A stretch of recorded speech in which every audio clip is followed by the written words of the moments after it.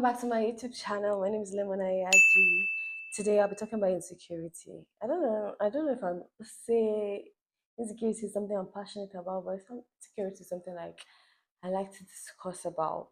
It's it's a topic that needs more awareness so that people understand that they are not alone and that they are perfect, and that they are enough. Growing up, one of my insecurities were brows.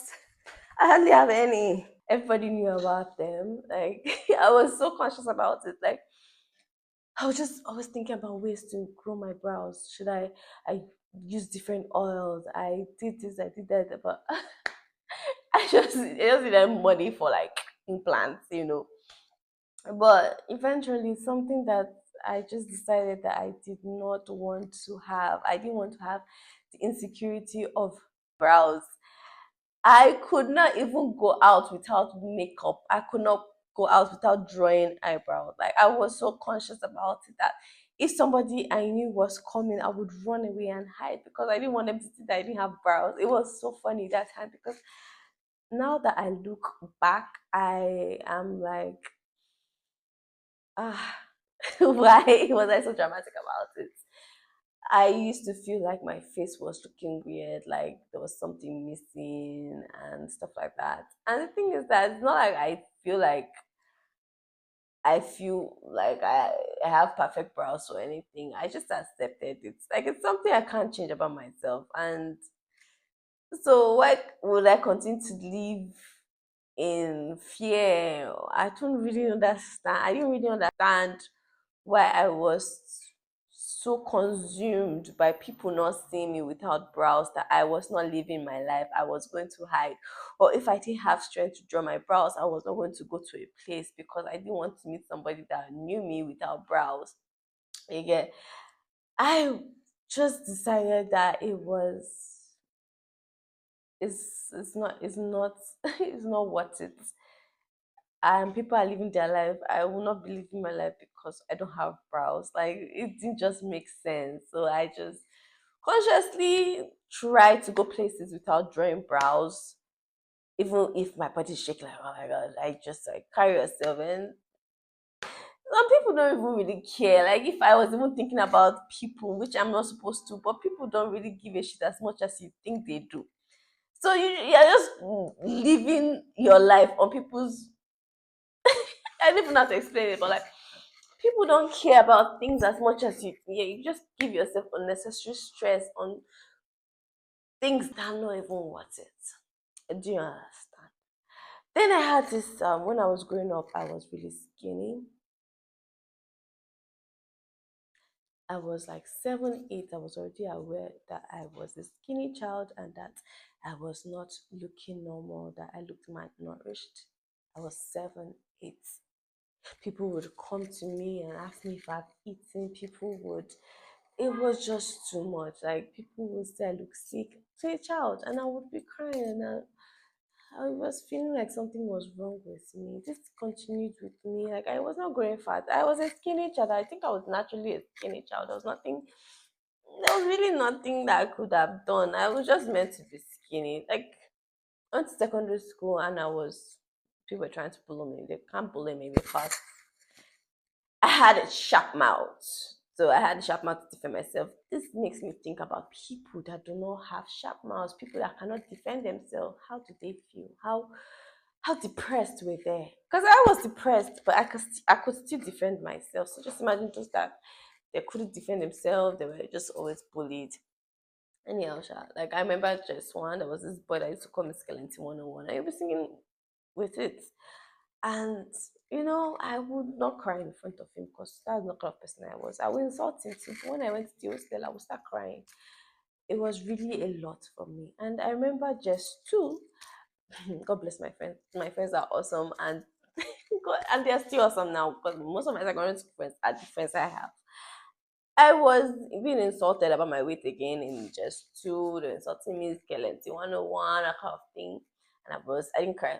I usually do cry in front of them, but like after school, I was crying and they understood. So it was raining season. So me and my friends we went to go and get like frogs to put in the guy's locker. They will not put like one just so that I won't be caught or stuff like that. But like whenever I think about them, I just realize that I have awesome friends.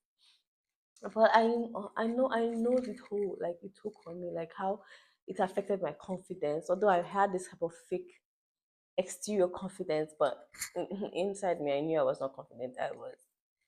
I didn't feel beautiful. I didn't feel like anybody would like me. I used to wonder if I would get married. If anybody would want to marry me. It was so funny, but like serious. So, like going to SS1, I had this senior because we're in anti-AIDS club. So you know how anti-AIDS clubs is to be now talk about different things, sexually transmitted diseases. It's just a lot of things. And I remember this senior was like, "Man, are you sure you don't have HIV in front of everybody?" Can you imagine? And I was so sad. But senior, you owe me an apology. You know that, bam? And it just really took a toll on me. I was not confident. But I don't know what happened though. I just told myself to not care. It's not like I didn't care. I just told myself to try and love myself the way I was. And I did. And I never regretted it. I loved myself, but I still had relapse. I still had moments where I did not love myself, but I tried my best. I was intentional. I remember at the time I was trying to take drugs to make me fat. you know, but my mom did not agree. All I'm trying to say is that physical appearance is not as important as we think. Because look at me now. I am fat. Do you get? I was skinny and now I'm fat. Things don't last. Like the situation I was then is not the situation I am now. But when I think about how much I let go because I was not confident in myself, or how much things that I did not allow myself joy because I was not confident about myself, I'm just trying to tell you that love yourself by yourself, with yourself. Have conversations with yourself. Love yourself. People cannot love you for you. It's only between you and yourself. It's great to have wonderful people around you to support you, but that is what they are. They are support. They are not. You have to do the work also. You are the main character in your life. They are just support. And another thing I like to tell people is that you can't love yourself by bringing people down. You can't go online and see this person and be like, oh, I'm sure in real life she's not pretty. I'm sure in real life. That is like the most toxic way of loving yourself. They don't matter. You're in your own story. They're in their own story. And let me even tell you something. A lot of these people are pretty, like they are pretty in real life. They are sexy in real life. Their body is like that. It does not work like that. You cannot build love for yourself by bringing somebody down. That is so toxic, and toxic love does not work out well. You have to have pure, good love for yourself. Loving yourself is not a day work. It's not today work, it's not 1 year, but it can be even a lifelong work. But it is so fulfilling. It is great. I just really want people to love themselves because I know how it feels not to love yourself, and I know how it feels to love yourself. Because when you love yourself, there's a difference. You put yourself above a lot of things. You would take yourself into consideration a lot of things. You will see how you'll be filtering your energy, the positive and the negative. You'll see how much you want things good for you, the best things for yourself. It helps your mental health. It's not easy. Oh. The way I'm making it look, it's not easy. I battle this thing every day. Every day I wake up, I'm battling self-love. Do I love myself? Like, and I think one thing that's helping me with my self-love is because I have kids. Because when I look at these kids, I don't want them to go through this thing now, like self-doubt, self-discrimination, self-belittling. I want them to love themselves. I want them to be confident. I want them to accept themselves.